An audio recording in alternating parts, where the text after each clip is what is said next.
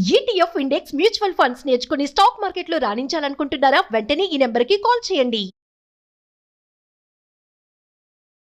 నమస్తే, welcome back to Suman TV. నేను మీ సంజయ్. ఈరోజు మనతో పాటు ఉన్నారు మోటివేషనల్ స్పీకర్ మరియు లాంగ్వేజ్ ట్రైనర్ విజయ బంగారు గారు. మ్యామ్తో మాట్లాడి కొన్ని విషయాలు తెలుసుకుందాం. నమస్తే మ్యామ్. నమస్తే అండి. నేను ఒక టాపిక్ అడుగుతున్నాను మ్యామ్. ఇది అంటే ఏ విధంగా అంటే నాకు అనిపిస్తూ ఉంటుంది ఒక్కొక్కసారి, అమ్మకి ఎందుకు బాధ్యతలు ఎక్కువ. ఎప్పుడు చూసినా అమ్మకే బాధ్యత లేదనా? అమ్మ కాబట్టి ఈ అమ్మ స్థానంలో ఉన్న ప్రతి ఒక్కరు చూసుకుంటే ఎక్కువ ప్రెజర్ తీసుకుంటూ ఉంటారు, ఎక్కువ బాధ్యతలు తీసుకుంటూ ఉంటారు, ఎక్కువ పనులు చేస్తూ ఉంటారు. మొత్తం ఇల్లు చూసుకోవాలంటే ప్రతి బాధ్యత అమ్మ మీద ఆధారపడి ఉంటుంది. అసలు ఎందుకు ఇలాగ ఏర్పడింది ఎందుకు అలాగా అమ్మకే ఎక్కువ ఇన్ని బాధ్యతలు అంటారో నాకు అర్థం కావట్లా. అంటే ఎంత కష్టమైనా సరే ఆమె చేయాల్సి వస్తుంది ఈ పనులన్నీ. అవును. ఎందుకంటారు అసలు? ఎవరు ఎలా జడ్జ్ చేశారు ఈ విధంగా? జడ్జ్ చేయడం ఏం లేదండి. అమ్మను ఇంట్లో పిల్లలు తర్వాత ఫ్యామిలీ మెంబర్స్ అండి ఒక రోబా లాగా చూస్తారనమాట. రోబా ఎలా పనిచేస్తుంది అలాగా టేక్ ఇట్ గ్రాంటెడ్, నువ్వు పని చేయాల్సిందే. అంతేగాని అమ్మ కష్టాన్ని పిల్లలు అస్సలు గుర్తించారండి. అసలు ప్రతిసారి అంటే ఆమెకు ఒంట్లో బాగలేకపోయినా, చేతనైనా చేత కాకపోయినా, ఆరోగ్యం సహకరించకపోయినా కూడా ప్రతిరోజు వాళ్ళు ఎలా కోరుకుంటే అలా తను వండి పెట్టాల్సిందే. ఒక్క రోజు కాదు కదా, ఒక పూట పడుకున్నా కూడా కొన్ని ఇళ్లల్లో అస్సలు జరగదండి. ఇవన్నీ ఏమిటంటే అసలు అంటే మన గొయ్యి మనమే తవ్వుకున్నట్టుగా ఈ తల్లుల గొయ్యి తల్లులే తవ్వుకుంటారు. ఎలాగంటే చిన్నప్పటి నుంచి పిల్లలకి అసలు ఏమీ నేర్పించరండి. అంటే నా సలహా ఏంటంటే ప్రతి తల్లి పిల్లలకు ఒక ఏజ్ వచ్చిన తర్వాత కొన్ని పనులు కంపల్సరీగా చేయించాలండి. 4 ఏళ్ళు 5 ఏళ్ళు వచ్చిన తర్వాత కనీసము ఒక గ్లాస్ మంచినీళ్ళు తాగిన గ్లాస్ కానీ, తాగిన కాఫీ కప్పు కానీ వెళ్ళి సింక్లో ఏ పరిస్థితి అయితే ఉంటుంది కదండి, అది కూడా నేర్పించారు అనమాట.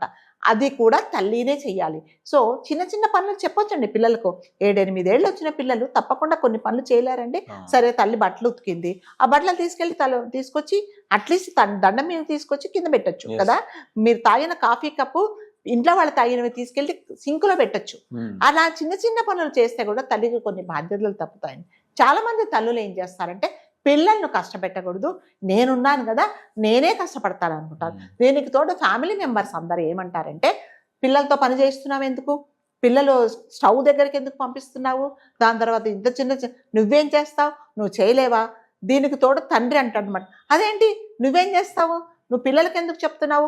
ఒకవేళ ఆడపిల్లలు కనీసం 10-15 ఏళ్ళు వచ్చిన పిల్లలు వెళ్ళి పాలు వేడి చేసుకుంటుంది కదండి, అది కూడా చేసుకోనంత పరిస్థితి అయితే ఉండదు కదా. అంటే పిల్లలకి ఏం చేస్తుంటే 12 ఏళ్ళు 13 ఏళ్ళు రాగానే 2 వీలర్స్ ఇచ్చేసి రోడ్డు మీదకి పంపిస్తున్నారు. అందులో డేంజర్ లేదు, కానీ స్టవ్ దగ్గరికి వెళ్తేనే అదేదో అయిపోయినట్టు తండ్రి కోప్పడతాడనమాట తల్లిని. అదేంటి పిల్లలు స్టవ్ దగ్గరికి ఎందుకు పంపించావు, ఏదన్నా అవుతే ప్రమాదం కదా అని అంటారు. తో తల్లికి కూడా పిల్లల్ని సరిగ్గానే చూసుకోవాలని తెలుస్తుందండి. అంటే తల్లి, ప్రతి ఒక్క తల్లి పిల్లలకు చిన్న చిన్న పనులు నేర్పించాలి. ఒక ఏజ్ వచ్చిన తర్వాత కంపల్సరీగా కొన్ని పనులు చెప్పింది అనుకోండి, తనకు బాధ్యత తప్పుతుంది. ఎంతసేపు వచ్చి తల్లే చేయాలి. తల్లి అంటే మరి ముఖ్యంగా కొంతమంది ఆడపిల్లలు ఉంటారండి, పెళ్ళైన ఆడపిల్లలు తీసుకొచ్చేసి వాళ్ళ పిల్లని తీసుకొచ్చి ఆమెను ఎత్తున పడేస్తారనమాట.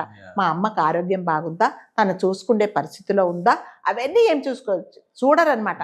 నువ్వు తప్పకుండా నువ్వు చేయాల్సింది ఎవరి కోసం చేస్తావు. పాపం వారం అంతా చూస్తుందండి. సాటర్డే సండే వీకెండ్ వస్తే అప్పుడు కూడా ఆమెకు రెస్ట్ ఉండదు. అప్పుడు ఇద్దరు కలిసి ప్లాన్ చేసుకుంటారు, వాళ్ళిద్దరు వెళ్ళిపోతారు, మళ్ళీ పిల్లల్ని చూడాల్సిందే.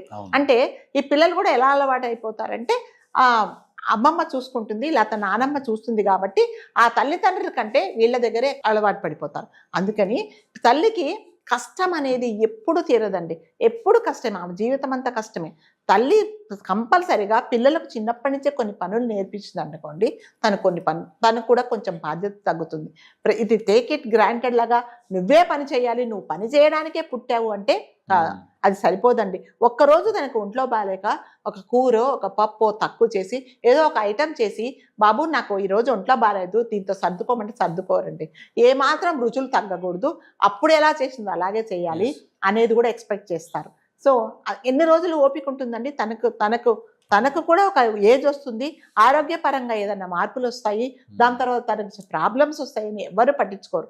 అంతసేపు వచ్చి అమ్మ నేను ఆఫీస్కి వెళ్ళిపోతున్నా, టిఫిన్ బాక్స్ రెడీ చేసావా, హస్బెండ్ అడుగుతాడు నా షూ రెడీ చేసావా, నా టై రెడీ చేసావా, పిల్లలు అంటారు నాకు స్కూల్ టైం అయిపోతుంది నా బాక్సులు సర్దావా.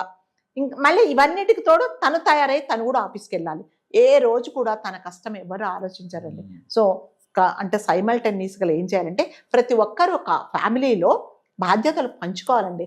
తల్లినే చేయాలి, పిల్లలందరూ ఎంజాయ్ చేయాలి, హస్బెండ్ ఎంజాయ్ చేయాలి, ఇంట్లో ఉన్న ఫ్యామిలీ మెంబర్స్ అందరూ ఎంజాయ్ చేయాలంటే తల్లికి అనేది అసలు ఎప్పుడు టైం అనేది దొరకదు. సో దీనికి ఏంటంటే కంపల్సరీగా తల్లి పిల్లలకు ఒక బాధ్యత అనేది నేర్పించాలండి.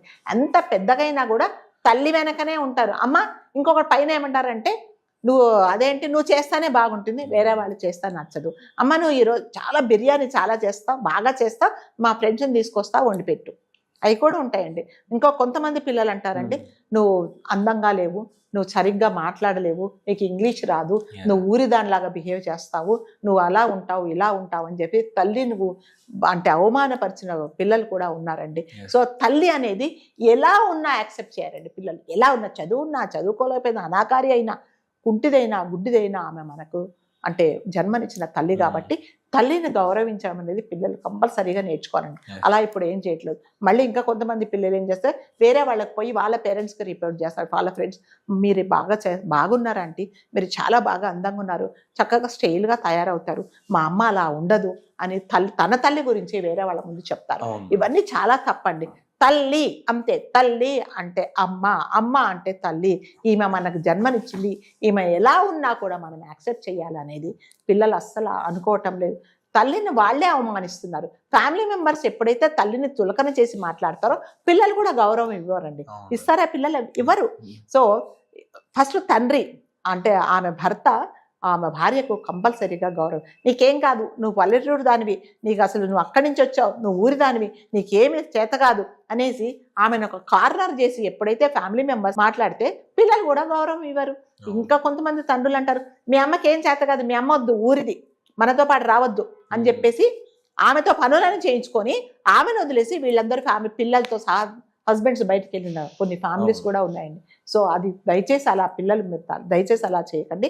ఇలా అని అందరూ పిల్లలని చెప్పట్లేదండి. కొంతమంది పిల్లలు తల్లిని ఒక దేవతలాగా చూసుకునే వాళ్ళు కూడా ఉన్నారు. తల్లి అంటే చాలా ప్రాణంగా చూసుకునే వాళ్ళు ఉన్నారు. తల్లి కోసం కొంతమంది నాకు ఒక ఫ్యామిలీ తెలుసండి.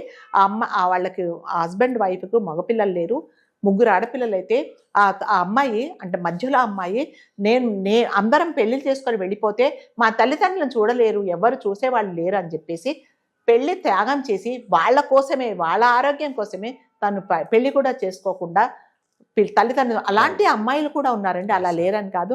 ఎవరైతే ఇలా తల్లిని చూస్తున్నారో దయచేసి మీ తల్లి గురించి ఆలోచించండి. మీ తల్లిని మీరు సపోర్ట్ చేయకపోతే ఎవరు సపోర్ట్ చేయరు. తల్లి అంటే నా ప్రాణం అని చూసుకునేలాగా ఉంటే మాత్రం తల్లికి కొన్ని బాధ్యతలు తప్పుతాయండి. చాలా బాగా వ్యక్తపరిచారు తల్లి తీసుకునే కష్టం గురించి, తల్లి తీసుకునే బాధ్యతల గురించి, అన్న పిల్లలు ఏ బాధ్యతలు తీసుకోవాలో కూడా చాలా నీట్గా వ్యక్తపరిచారు. చూసి మారతారనుకుంటున్నాను ప్రతి పిల్లలు కూడా. అంతే మారతారు కాబట్టి కనీసం మనం చెప్పిన 10 పాయింట్స్లో 2 పాయింట్స్ ఫాలో అయినా కూడా తల్లికి బాధ్యత తగ్గుతుంది. Thank you ma'am, thank you very much.